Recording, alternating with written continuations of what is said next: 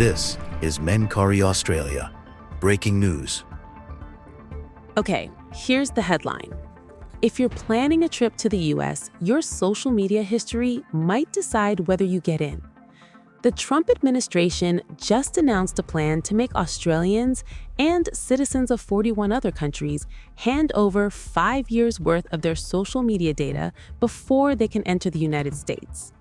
This was published in the U.S. Federal Register on Tuesday. It's official. It's moving forward. And it affects basically everyone who can currently travel to America without a visa. So here's what we can actually verify right now. According to the Federal Register notice, this new requirement would apply to anyone using what's called an ESTA.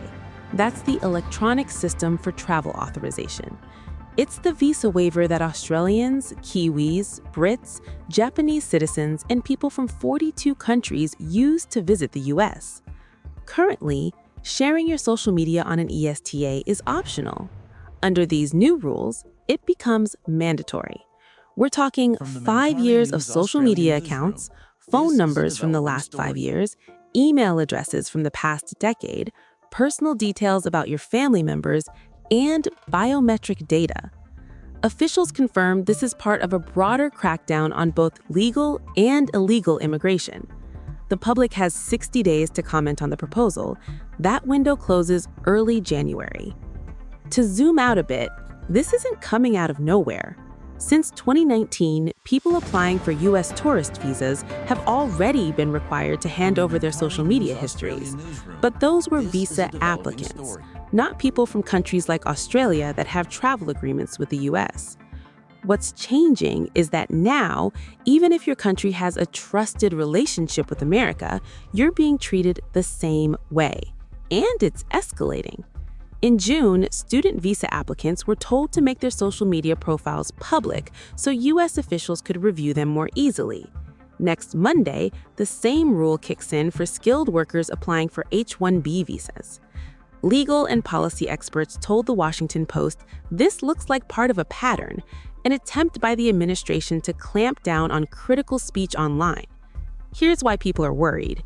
Your old tweets, your Instagram stories, even that random Facebook rant from 2021. All of that could now be reviewed by U.S. border officials before you even get on a plane. So what does this actually mean for you? If you're an Australian planning to visit the U.S. for a holiday, for work, to see family, you may now have to think twice about what's on your socials. And here's a specific concern making headlines: the 2026 FIFA World Cup. It's being hosted by the US, Mexico, and Canada. That means potentially millions of fans from Visa-Exempt countries trying to enter America. There are genuine fears this policy could lead to football fans being turned away at the border, not because of any criminal record, but because of something they posted years ago. Thousands of Australians already in the US are also being affected by recent changes to visa processes. This is adding to an already tense environment for legal travelers. So what's next? The proposal is now open for public comment. That 60-day window runs until early January. After that, the administration could move to finalize the rules. We don't know exactly when this would get effective, but given the pace of recent changes, it could happen fast. If you're planning U.S. travel in 2025 or beyond, this is one to watch closely. That's where we're at. We'll keep tracking this. Stay informed, stay sharp. You've been listening to Flashwire, powered by Mencari.com, where facts still matter and stories still mean something. If you believe in independent journalism with impact, hit subscribe and share this episode. Your support keeps truth alive. Breaking. Verified. Australian. When the story breaks, we don't wait. We verify, explain, and bring you the facts straight from the source. Now, Optus has clearly failed here. Optus have failed to put safety first. Company Optus and its parent company Singtel offer commercial discussions based as friends and trusting.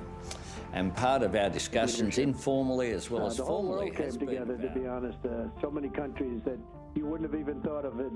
They came together. The world has come together around it. Now, we do need to draw a line in the sand when it comes to the protests that we continue to see in this country. The Flash Wire is your rapid response breaking news podcast, a stripped down, adrenaline-paced bulletin that drops minutes after major stories break. It's designed for listeners who want accuracy and speed, not noise. Think of it as the audio equivalent of a newsroom's red alert light turning on.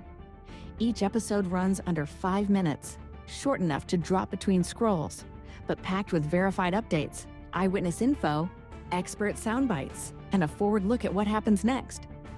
No spin, no filler, just what you need to know and what comes next.